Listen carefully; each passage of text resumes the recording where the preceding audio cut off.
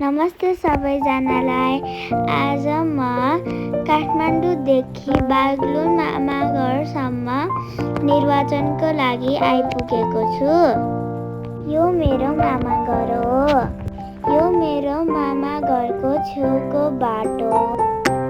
यो मेरो मामाघरको अगाडि लिची बगैँचा पनि छ। यो मेरो मामाघरको चोकलाई लिची चोक पनि भनिन्छ।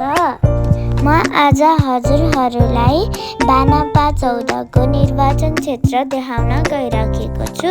म आज हजुरहरूलाई मेरो मामाघरदेखि निर्वाचन क्षेत्रको बाटो देखाउन गइरहेको छु। उहाँ मेरो सानो माइजू हुनुहुन्छ। उहाँ मेरो ठुलो माइजू हुनुहुन्छ। उहाँहरू मतदान गरेर फर्किनु भएको छ भने हामी मतदान गर्न गइरहेको छौँ।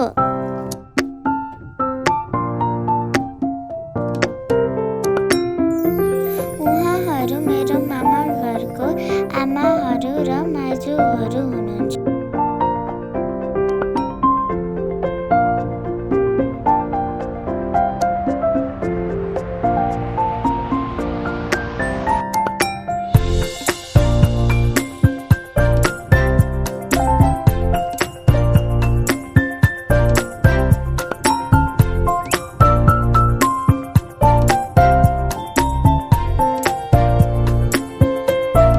यो ठाउँलाई ठुला घर भनिन्छ।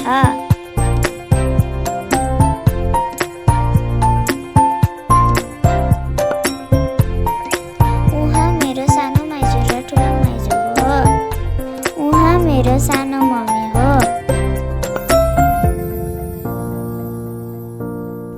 कोलपाटादेखि गार्लुङसम्म समाचार बाटो र विभिन्न पसलहरू छन् अनि ठुल्ठुला घरहरू पनि छन्।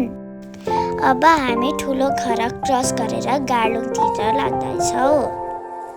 यो बिल्डिङ साना किसान सहकारीको हो। अब हामी गार्लुङ आइपुग्यौँ।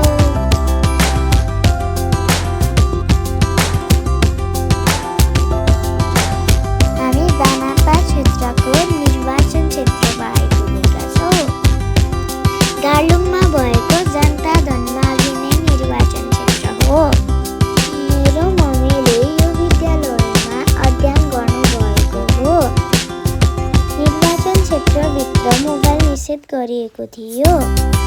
मेरो मामा